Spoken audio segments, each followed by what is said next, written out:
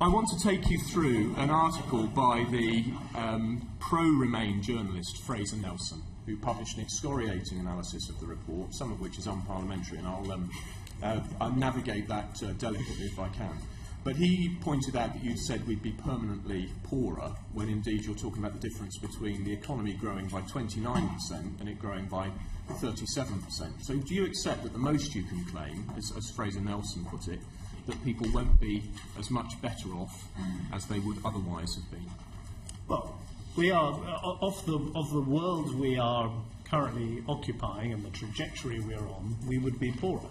By the way, let's be absolutely clear about that. Are you saying that we'd be poorer than we are now, or are you saying that people would be not quite as much better off as they might have been? But we would be poorer off where we would expect to be.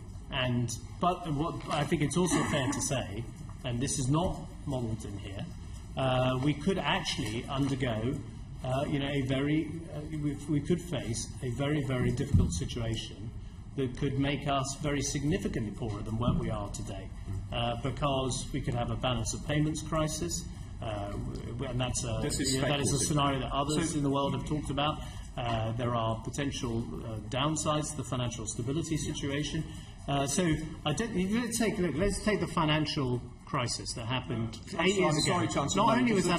Chancellor, no, because the time is extremely limited.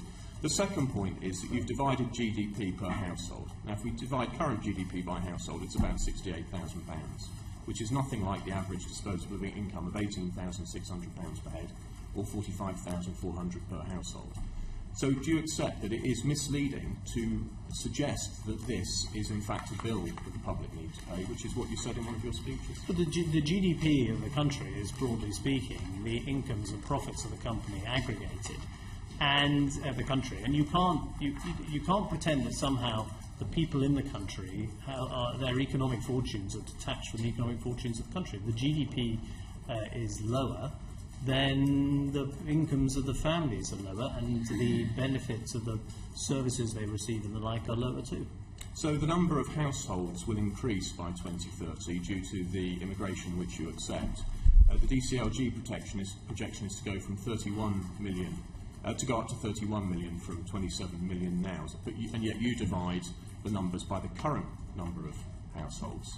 Do you accept that even on your own terms, on your own analysis, that if you accepted the increase in the number of households, your figure would be £3,700, not the £4,300 you're using? Well, first of all, I think it's perfectly reasonable to, again, in order to make it intelligible, we've used 2015 numbers, but the OECD have used 2030 numbers and made projections on employment, and they've come up with quite similar conclusions. But you're assuming that somehow there would be a big drop in migration. As far as I can see, the Leave campaign are going around telling the Bangladeshi community, the Indian community, that more people would be allowed to come in if we left the EU. So I don't think you can make an assumption that migration would be lower if we voted to leave, judging by the campaign being run at the moment by those who are advocating that we do. Well, I just observe that stands at odds to what the OECD have said, and they're on your side of the argument. But also on your side of the argument, Fraser Nelson, he writes, so having established 1, a means of dressing up an increase as a decrease, and 2, a bogus conflation of GDP with household income, and 3, a way of covering up the immigration-driven surge in households, Osborne comes up with his, well, he says grand deception, I'm afraid. What answer will you give Fraser Nelson to that critique of the report that you've brought forward? Well, not for the first time I don't agree with Fraser, much as I admire his journalism.